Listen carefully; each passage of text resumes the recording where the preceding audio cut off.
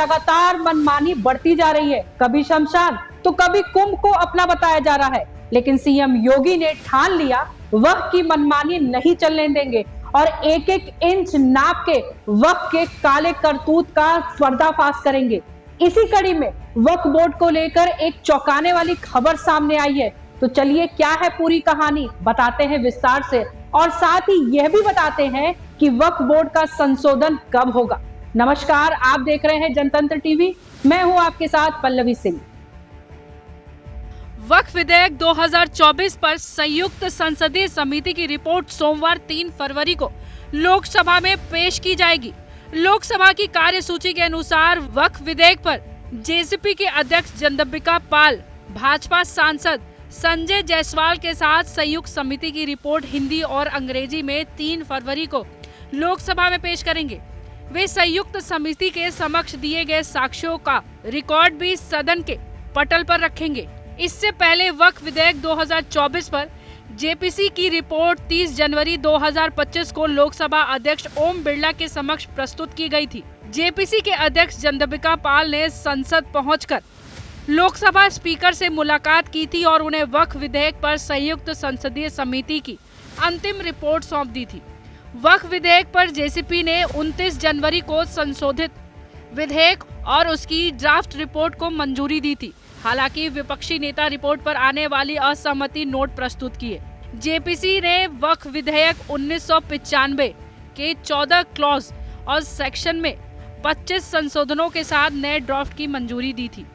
JPC के अध्यक्ष जगदम्बिका पाल ने मीडिया से बातचीत में कहा, हमने वक्फ विधेयक पर संसदीय समिति की ड्राफ्ट रिपोर्ट और संशोधित बिल को अपनाया है। पहली बार हमने एक खंड शामिल किया है जिसमें कहा गया कि वक्फ का लाभ हाशिए पर रहने वाले गरीबों, महिलाओं और अनाथों को मिलना चाहिए। हमारे समक्ष विधेयक के 44 क्लॉज थे, जिनमें से 14 क्लॉज में जेपीसी सदस्यों द्वारा संशोधन प्रस्तावित किए गए थे। हमने मतदान कराया और फिर बहुमत से इन संशोधनों को अपनाया गया।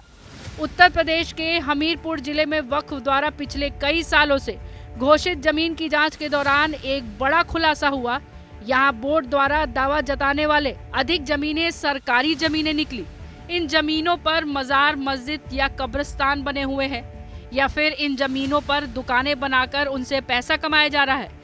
फिलहाल जिला प्रशासन ने बोर्ड की जमीनों की जांच रिपोर्ट शासन को भेज दी है। शासन ने वक्फ बोर्ड संशोधन बिल को लेकर पूरे देश में वक्फ बोर्ड की संपत्ति की जांच के आदेश दिए थे, जिसके बाद हमीरपुर में राजस्व विभाग की टीम ने जांच की और पाया कि यहां वक्फ बोर्ड ने 621 जमीनों में अपना दावा जताया था, जिसमें जिला प्रशासन ने सिर्फ 545 जमीनों को ही ढूंढ पाई है।